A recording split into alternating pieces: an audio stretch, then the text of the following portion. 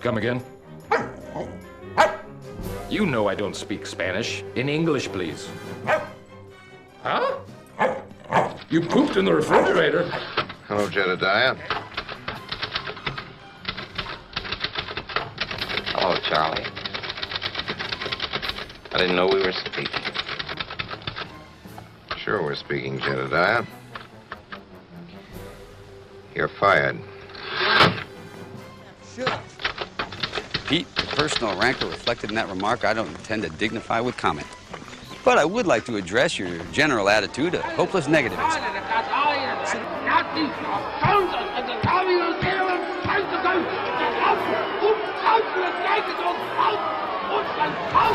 Good. Well, drive carefully, because the life you saved might mean your own. Have a nice day. Thank you. Good afternoon. Sorry to bother you.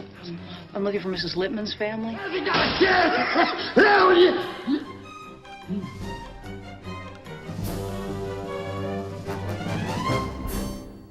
My eyes are so bad I can't even see what I put up there. George C. Scott was blowing you a kiss. Oh, it was that. Okay, fine. Yes, it's funny. I just saw. That was nice of him. Well, he was a gentleman. From the grave. And now he's dead. Speaking of which, I'm Mark. I'm Tom. And we are the Cinemaniacs. I just saw George C. Scott in The Changeling, that film from 1980, Canadian creeper. See, some people really like it and some people don't. I really enjoyed that movie. Scott, for me, I mean, he's done some brilliant stuff. Strangelove is great. Patton is brilliant. But I thought as he neared the end of his career, and that must have been Changeling time or something. And then he's in Firestarter. Oh, my God. I just thought he really lost it. Him in Firestarter was regrettable. Right. I think. Anyway, The Changeling is, there's a new Severin Blu-ray out, and thus there's a 4K for theaters, so I get to see it at the Alamo Draft House on the big screen. Okay. And it was really cool. To me, some people don't like it. But I was sitting relatively close to the screen was high, and I'm sort of looking up at it a little bit. And all these low-angle shots inside this giant mansion with these high ceilings, it was like I was there. Like I was looking up at the same angle the camera was. And anyway, mini review, I like The Changeling. So we have new movies to talk about this week. Not a whole lot of them, so we can talk about Changelings and George C. Scott. And right in The Changelings, would you care, seeing they cut to me, and right as I'm about to say, would you care to introduce the first film? Because certainly. I didn't really see it. And there we are. I'm composed. There we go. We'll get it right I'll one lean day. over here and talk to you. Oh, no, I know the light's set. Now we're back over here. Everything's together. Yes, a young girl is whisked off to a magical world of gingerbread soldiers and armies of little mice, and Morgan Freeman happens to be there to lend his dulcet bell-like tones. But you better be careful, because it's not the one you're really familiar with. This is the Nutcracker and the Four Realms. Thanks, folks. And once again, welcome back. So this one was weird. You have an interesting story to tell, but I'll jump in right now and just kind of say that it's a dark. Before I knew that Disney was producing this, all I heard was, "Oh, this is just evil and dark and grim and everything like that." And it was that, but it was Disney evil, dark, grim, kind of like Maleficent, maybe, that kind of thing, which was an interesting take. I've never been crazy about the Nutcracker, either the ballet or the story or anything like that. But I think for kids, see, but even that's a strange one. This clearly isn't for younger, really young kids, because it is a little dark and grim, and there's a lot of peril for her. And I'm thinking now, what, 8-year-olds? Are 8-year-olds going to be interested? I think they'll be interested in the fight scenes, in a lot of the action that's going on. I find Morgan Freeman, unfortunately, as much as I love him, distracting in movies like this, because he's so well known, and that voice you just can't think lose of him anything but Morgan Freeman. You can't lose him in the role. Right, exactly. So overall, I thought for a certain area or age range of kids, I'm thinking maybe 8 to 12. Something like that, this might be really fine. Not that it's going to be offensive to anybody else, but I don't think older folks are going to find the twist that interesting, and I don't think younger kids are going to get a whole lot of it. The visuals were amazing, and so you can talk about that. Well, I mean, it's not much of a story, really. I saw the trailer that we all just saw, we just played, and to me, I'm like, oh, I'm not a fan of this, oh, it's the version you've never heard, because we just made it up. Or it's a dark take on Candyland or whatever. So I'm like, well, I'm going to have to see this, and what I'm going to go for is those visuals look really interesting. This is a movie that looks like it would benefit from being seen in IMAX or I wish I'd seen or it in IMAX, Rumble-Rama or XD or 3D or whatever. So circumstances dictated that I saw this at a strip mall theater in Pennsylvania, which is a strip mall theater in Pennsylvania that I like. But when the trailers came up, they looked fuzzy. Like, you don't see this in digital presentation. They didn't look sharp at all. I was in the third row, which wasn't too close. Right. It's close, but not too close. I wanted it to be big. And when the movie started, it just was not sharp. It looked like it was like standard definition on a big screen. And most of the people had sat farther back in the theater. These were like long, narrow theaters. And if you sat in the back, it would be fine. But I sat up front, and I'm just like, no, I'm not going to. I just paid the same price I would for a razor-sharp presentation to see something that's fuzzy. And the only thing I wanted to see this for was the visuals, and now I'm like getting a headache trying to squint to get detail that it isn't even present. So I saw the first 2 minutes of this film and walked out and got my money back. So It was that bad. Well, no. I mean, I don't know. Right, I didn't see it. Well, we so can just cut to that part of your review. yeah, I walked out. That's the pull quote. I walked out of this movie. So I did not see Nutcracker in the Four Realms, but I did see the next film we're going to talk about. Really? Well, tell us about it. Well, Exactly. I'm 3 years old. This is a film that it's controversial. Everybody's talking about this movie. It is the story of Freddie Mercury and the band Queen. Or it is a story based on the story of Freddie Mercury and Queen. Or it's a story based around the songs. At any rate, this is Freddie Mercury and Queen represented in a film entitled and featuring the song Bohemian Rhapsody. While you relax and stretch, visit our concession where you'll find something to please you. Okay. Well, I'll bet you whatever amount of money you get that we're going to see an Oscar nod for something in this. I won't say necessarily what. Lead actor. Mike Myers. Yeah. Who was Mike Myers? You I didn't saw know? he was in that. I thought it was totally he obvious. The agent that. Mike Myers in this film plays a fabricated character who is like the head of the record company. Okay, right. Who's I was thinking that. Nobody will ever listen to. That was okay. Okay. This film's very controversial. Some people really hate it. Some people really love it. Some think it's great. Some think it's terrible. The one beef I really had with this was Mike Myers playing a character much like Tom Cruise played in Tropic Thunder. He's this wacky, well, in knowing doubting that agent. now, because I saw his title come up at the beginning. Mike Myers, what's he doing in this? And then afterwards, because I found this really pretty engrossing. I thought it was really Walter and I were good. talking afterwards, and I said, "Where's Mike Myers?" And Walter, my younger son, said, "I didn't know he was in it. I wonder if he was that guy that looked like Fat Bastard." I don't know. Kind of, Just yeah. behind his- He's got like the Jerry curl wig and the Big gold old- chains and a big shades and a big beard mustache. And he is basically the record company exec who tells Queen, nobody's going to buy they're talking about Bohemian Rhapsody. So the irony and the hilarity is that Mike Myers, who made Bohemian Rhapsody a gigantic hit and gave Queen a late career resurgence with Wayne's World using that song, is saying nobody's ever going to headbang in their car to this song. And I'm like, wonk, wonk. And yeah, you're that's big on really going great. to like movie facts or whatever it is. History versus Hollywood. Was that ever true? No. Okay. Okay. Part of the problem people have with this movie, I liked it. Part of the problem people did have too. with this movie is that it's not completely accurate. They apparently have no idea what a biopic is. Now, I wish all biopics were completely accurate, and they never are. And it's always a beef with me. Some are more than others, but oftentimes you condense and compress events, or you rearrange the sequence of events, or you compress multiple people into one character just to streamline your story and to make it more dramatically Maybe as a effective. result of that, my major complaint about this is just like every other band movie I've ever seen. People have said that, too. Struggle and overcome obstacles, and then your huge success, and then what happens to you? And I don't know, this movie was over 2 hours, I think? 2 hours and like 15 minutes. Was it 2:15? I don't know how challenging it is to tell the story of somebody who's had a career like Queen has had for so long and not simplify things, because otherwise you're talking about a miniseries or a book, and they've done that. There was like a Temptations miniseries done for TV, and there have been some of those. So the Mike Myers character was basically probably an amalgam of attitudes in the record industry saying, yeah, you can't have a 6-minute single because nobody's going to play it. That's this weird operatic kind of thing. But his character provided laughs, and it was a useful character in the story. Now, I went to see this opening night at Keene Cinemas on a Thursday night at 7 p.m. with a very full audience, surprisingly full. I went Saturday at like noon, and it was full. And from what I'm hearing, I have a friend who works at an AMC in PA, and he was saying the same thing.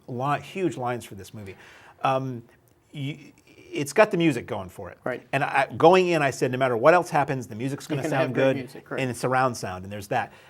At the end of this movie, the audience applauded, which happens Ours sometimes. did too. But they also cheered, which I've never seen in a theater before. Okay. Woo and whistle. I mean, it was like they were at a concert. Right. I've never seen that before. That was really Well, wild. and it ends on a concert bit, not to give anything Yeah. away. And I felt like doing that, but I was going to be the only one. So I mean, I sort didn't. of, before I saw this, I'm like, I know it's Live Aid is going to be the big thing. It's Right. like, and not to give anything away, but I know that they're not going to end on the downer note the story does end on as far as Freddie Mercury is concerned. So they take them up to their last great triumph, and then you get the stills, and here's what happened to everybody. Right.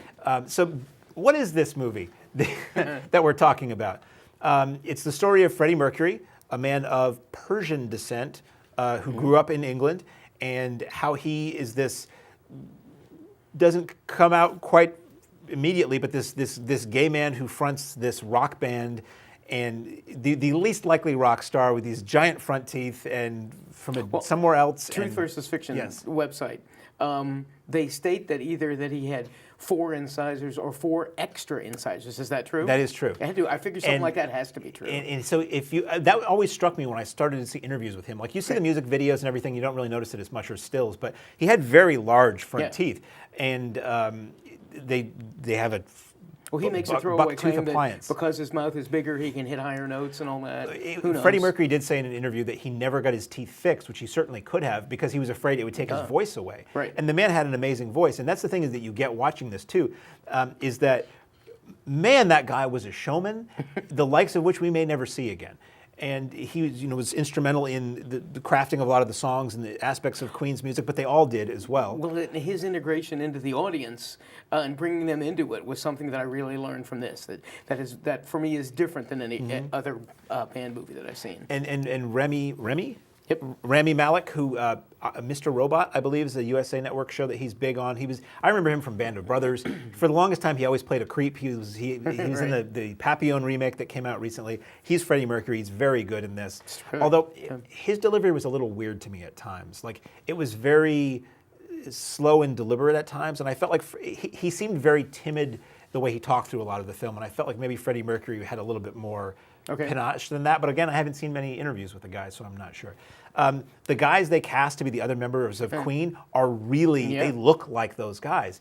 And it's from everything I've read, Queen was very involved with getting this film made and getting it to the screen. So it's very accurate in a lot of places. Now, people have a major problem with some big revelation toward the end of the film that precedes the Live Aid performance, when in reality that thing never happened. And that big revelation happened later, and it's made to give the Live Aid performance all this extra weight and to give the lyrics of the songs more weight, when in reality that wasn't the case.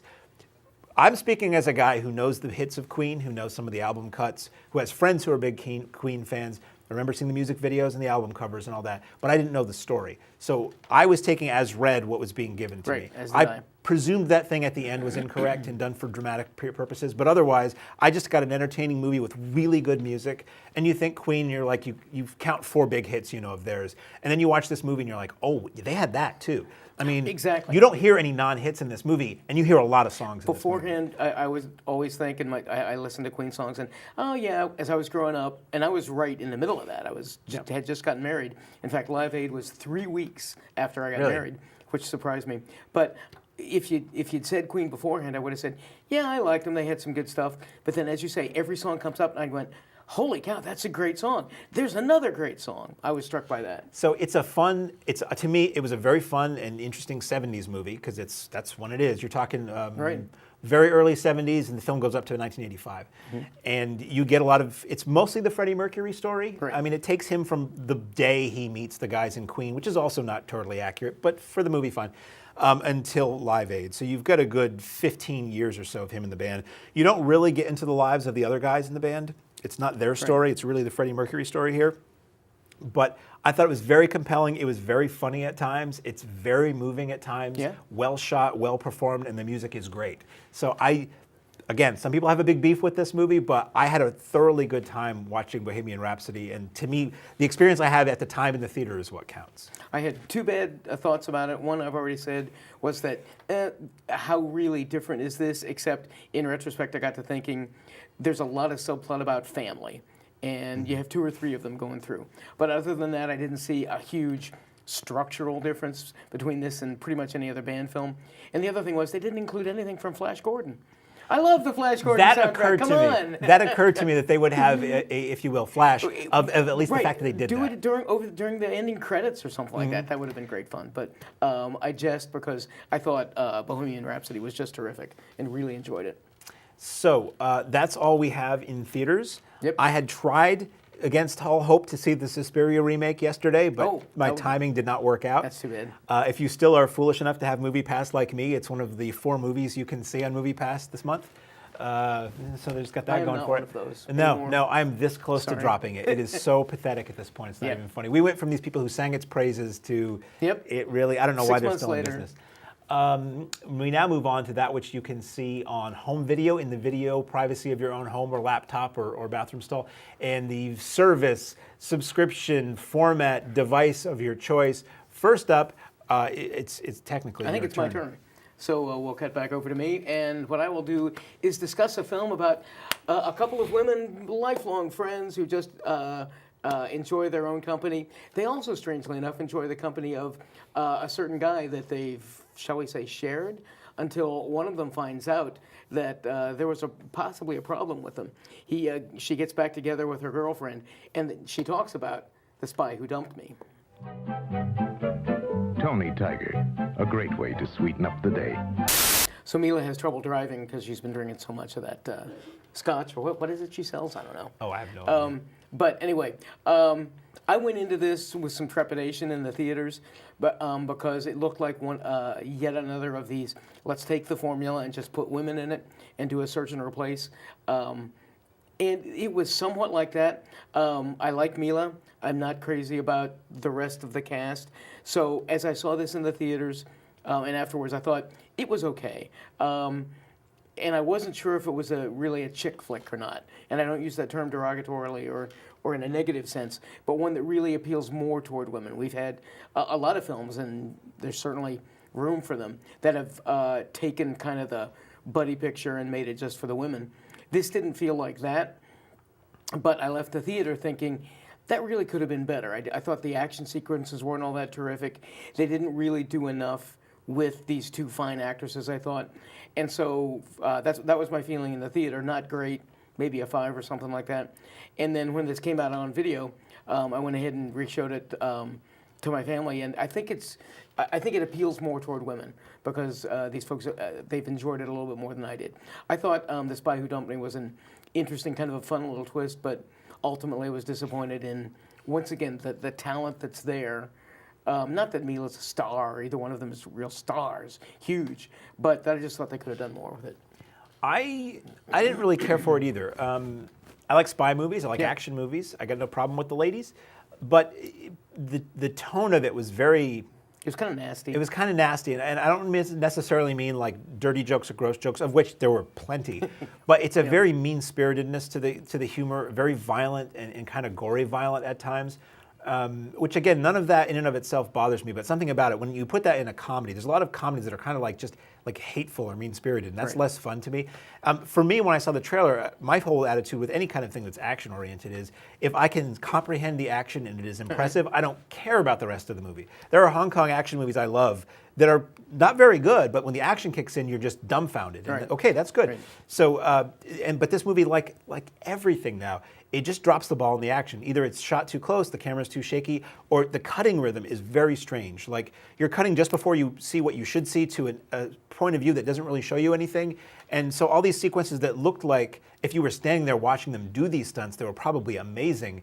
But when they translate to film, they're just sloppy, and they're just bad sleight of hand. So, again, most people aren't going to the movie for that, but I didn't like the comedy, so I'm hoping the action is good, and I didn't like the action. You didn't get either one. So ultimately, I'm like, yeah. Now, having said all that, if they made another one and they made it better, I might like it. Because Mila But how would Kunis you is know fine, without and Kate seeing it? McKinnon is weird. I think she's got a lot of potential, but she often just does weird stuff. Right. She does weird line deliveries and stuff that I don't find funny. I just find like kind of puzzling. But I think she's got a lot of potential. So I would love it for this to be like an Expendables 2 to me, which I thought the first Expendables was garbage, and I loved the second one. Absolutely. And the third one was a lot of fun too. So like so many films, I'm hopeful that if there was another one, it might be better. Great. But my hope Another spy fits in film. a thimble. So speaking of films, like I did earlier that I didn't see, here's a new horror film based on a legend, based on an internet thing, based on there was some case where a girl or two girls killed another girl because they thought this thing was real. There's a video game. It's a phenomenon. It's a phenomenon. It's very controversial too. That makes it more interesting. Anyway, this film that Tom saw and I didn't is entitled The Slender Man. Jane, listen, help me out, will you? Harold hates my coffee. What kind do you use? Ooh, So scary stuff, kids, supposedly. I didn't see it, so I will ask the pertinent questions. That looks very dark and very CGI. Yes. Could you see what was happening in it? Or could you, I don't The know. intention was not to see what was happening. Right. And I think this is based on a video game to which I was about a year late. My older son, Benjamin, showed it to me because, like, when he's playing it, he screams and yells because it's stuff jumping out at you intentionally. And the game is pretty weird. So the next day I go to my class and I say, "Oh, have you people played this?" And they go, "Oh yeah, it's like been out for a year." Old man. Yeah, exactly. So it is about this guy that he follows you, and the game is it's first person. You're walking through, you're looking for stuff, you're trying to find clues, and if you see the Slender Man, you have to try to run away from him. Otherwise, he zaps you and everything. In the game, the Slender Man is very cartoonish CGI, and so I think they intentionally brought that to this. It's very dark, hard to see things around you, but I think that was atmospheric. I wasn't upset about that. The character is CGI, but I think that added, at least for me, to the feel of it. But unfortunately, I only saw like the first half hour of this because it was so boring. So slow, unbelievably slow. I'd driven, because the only place it was on at the time was Hooksett, which is about an hour and 15 minutes from here, from Keene. So Walter and I went to see it, and we both agreed that this is just awful. And so I can't say that I've seen the whole thing. I saw the first half hour or so. It was unbelievably boring. So you traveled to the cinema. This is a terrible link. You traveled all that way to the cinema with your under 20-year-old powerhouse. Yes. And you didn't see the film. No, we didn't. Much like the young characters in our next film, who they want to be superheroes, but so they travel long distances all the way to Hollywood because, like anybody else, the Teen Titans go to the movies. Tender too. So make Sunbeam bread your favorite choice. So, there was early on, like not when I was growing up, but maybe when my kids were growing up, there was a Teen Titans animated series, and it was much more like, I guess, what we'll call traditional animation. They weren't these little shrimpy guys and everything like that. This is a very different take on the Teen Titans, and while I don't watch the show a lot, I've seen it. I thought this was loads of fun. It's very quirky. You see Batman and Superman, and they're all strangely built and everything like that. And it involves the Titans. For kids, I think this is loads of fun. Justin McKinney, who is not a local comedian, but a national comedian, and he comes in. Dan Mitchell, who is a local radio personality, knows him, and so Justin will come in before his stand-ups at the Colonial or something and talk. And so he was in last Friday for my show, and we were chatting, and I was reviewing Teen Titans, and he said his kids watch it, love it. I think they're like 5 and 8. So it's aimed right at that age group, but also if you're a fun-loving adult, I like to say, and maybe not brain damaged, not to insult people who have brain deficiencies. I just thought it was loads of fun. The goofy takes on each of the characters. We meet some new characters. I'm afraid that I don't think they're gearing them up for a special or a spin-off or anything like that. But if you like the Titans, if you like silly superhero movies aimed at kids, I thought Teen Titans Go to the Movies was lots of fun. It looked annoying to me. Well, when I saw the trailer, I was find like, the animation annoying and the characters annoying, so I can see that. There's something about modern animation. And I'm highly cognizant of people a decade or two older than me probably feeling the same way about the stuff that I like. But I look at a lot of the new animation and I'm just like, number one, calm down. And number two, why does it look so bad? Yep. A lot of it just looks bad to me. The stylization or the style of like the new, I'm gonna rant. The new Spider-Man Into the Spider-Verse, it's called. It's a new animated Spider-Man film, which I think is a brilliant idea to do comic book movies as animation because you can do anything you want and dodgy effects don't matter and casting doesn't matter and all that. You think about the Batman animated series and how cool that was. So they're doing this animated alternate universe Spider-Man thing, but to me the animation looks terrible. Okay, like it's like 6 frames a second or something. It looks like bad internet animation and fuzzy and weird, and I'm just like, how can you watch this? I think so, but which is talking about something else. But sorry, go ahead. No, I think these kids today, Nickelodeon and a lot of those channels that have created their own Cartoon Network being one of them, their own shows. I think kids are used to that and they're familiar with it. Most of it does irritate me. For some reason, the Titans don't. I like the characters enough. Well, I'm glad you enjoyed it. Thank you so much. I didn't. I think I didn't have a chance to see this in the theater. I think I didn't want to see this anyway, but I think this was just one that didn't come local or wasn't playing where I went or something like that. Right. So now we move on to not the Arrow Video Corner. Nope, but I don't have to worry. No, his whole area is safe today. It's a film put out by MVD, and I can't recall what the sublabel this is. They have the MVD Marquee Collection, the MVD Classics, and all that other stuff, where they're taking films, a lot of them I think from the MGM library, that maybe have never had an HD release, and they're putting them out on Blu-ray and such. So this is a movie that I remember when it played at the Colonial here in town, art house sort of release, and directed by Terry Zwigoff, who did Crumb and Ghost World and Bad Santa and Huey Bluey and a bunch of other things. So you kind of, if you know those things, you kind of know where this one's going to be at mentally. It stars John Malkovich and a bunch of other people you'd recognize in the story of a young man who always just wants to become an artiste, and he goes off to a place of higher learning to become an artiste and just sees just how bizarre all the people there are in a little film entitled Art School Confidential. Every cup tastes good as fresh perked. Because it is fresh perk. Oh, I like it better. So this was right. I mean, Malkovich is in this. Yeah. And I love Malkovich. And I haven't seen this new version, but I remember being really disappointed in this presentation. If you've seen Crumb, you mentioned Crumb, and I don't remember if Crumb was after. I thought it was after this. But I find the approach to the material just kind of in your face. At the time, when was this? 80s? This was 2006. Was actually. it? Golly. I know.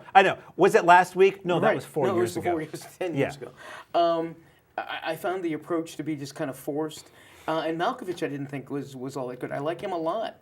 And I've liked a lot of his newer takes on just kind of some bizarre roles. I was not too crazy about Art School Confidential at all, originally. This is one that because...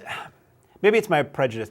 Because it was only playing at art houses, I'm like, oh, this is going to be this snooty thing that only appeals to people who are artists in art schools, and if you didn't go through that experience in your life, it won't make any sense. No. This is really funny. This was, they get into a lot of the types of people who are in art school, but as somebody who went through college, I'm like, no, that applies to any college. Like this kind of person and that kind of person. It's very like, not surreal, it's almost absurdist and silly at times. Didn't you feel that it was forced? I just thought it was, like you say, here's a Seoul art school. We're going to make fun of these artists, and I just didn't find it appealing to most everybody. I think it's accessible to other people. It was accessible to me, and I thought it wouldn't be. I mean, some of it is. You like lots of weird things. Well, you get all these, not to be insulting, you get all these stuff from sent to you from hither and yon and to review, and I know it's free and that's great, but then I think. I get the sense that you feel you're obliged to like stuff. You think so? What you're saying is I only like this because it's free. You're saying I only like this stuff because it's free? Well, if I don't know. I mean, okay. I don't want the gravy train to stop. I can understand that. But I'm honest about this stuff. I mean, if I don't like it, I say I don't like it, and I hope they keep sending me more. Okay. But maybe they're only sending you the stuff that you like. Maybe they know you too well. Well, I have my fans. I know all 4 of their names. I like what I like, and I don't like what I don't like. I mean, I might be kinder to something because it's free. Like when we would get into the theater for free, I'd feel obligated, but I still. You want anyway, me? talk Yeah. about the movie. I didn't like the movie, but so there. No, I liked it. I thought it was really funny. I thought the cast was really good. I was shocked that the two leads are Foamericans, which usually bugs me, but there was nary a sign of that. Yeah, you've got a thing about that. Not liking Foamericans. Yeah, it's just because I don't like foreigners. But they're actors. No, that's what I was what they saying. do. No, it's funny. It's I don't like Foamericans when I can sense that it's a fake American accent because my ear is very attuned to that and it just bugs me. It's distracting. But in this film, I had no idea. So it's a HD presentation of the film, which I guess we haven't had before. Looks fine. It wasn't a glorious looking movie, but it looked good. And it has a bunch of extras that I kind of feel were probably the original DVD extras. You've got like outtakes and extended scenes and deleted scenes and Right. behind the scenes. Again, movies at CheshireTV.org. How many people watch those? You've got all. I don't know where you find the time, but you watch all these extras, and I'm looking at the movie. I want to watch the movie. That's all I'm looking to watch. It's a waste. It's a waste. Much of it is a waste of time. I think. I really think. But I have no life, you see.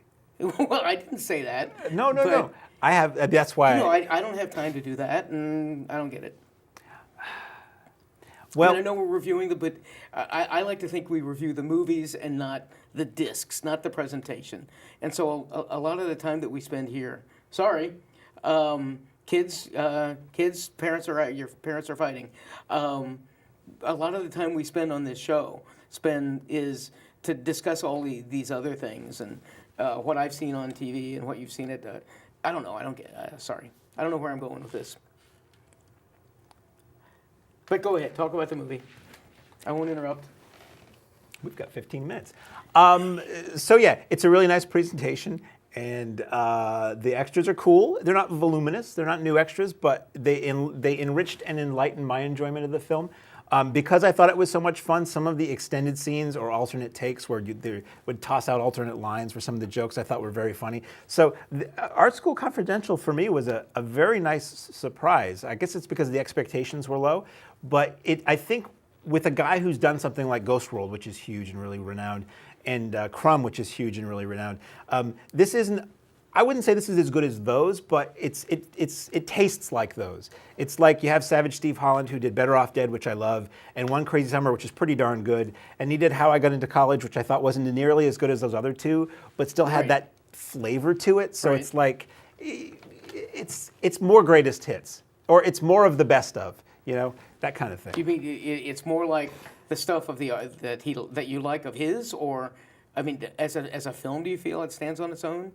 Yeah, I think if you didn't see those others, you would still enjoy it. I think there are people who probably have only seen Art School Confidential who liked it. Well, okay, I guess I understand, but a lot of what we discuss, I think, I want to try to modernize it and bring it into what the viewers are seeing contemporarily. Mm-hmm. And I don't necessarily see, particularly, and I hate to say this, with the death of, and I'm going to start crying, with Video Headquarters again, they don't have the opportunity to see a lot of these. There aren't video stores where they can go out and get it. So I think the time that we spend here really should be on movies that are in theaters right now that our viewers can go and watch.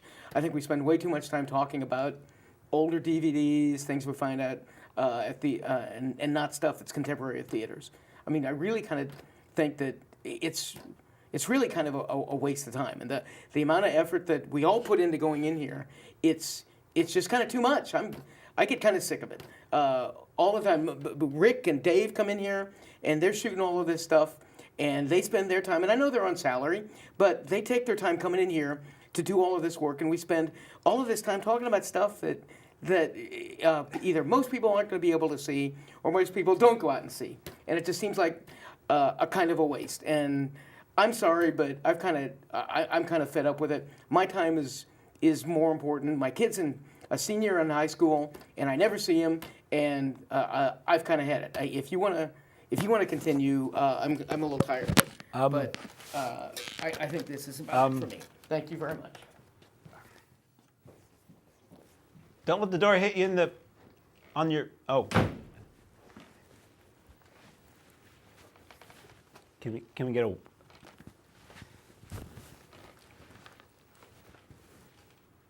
The door's locked. Well, that was unexpected. And with 12 minutes left and all. So, yeah, he's not coming back. So I guess that's pretty much all I have to talk about this week. We'd like to. Well, we don't have any sponsors. Movies@CheshireTV.org. I'm Mark, and I am the Cinemaniac.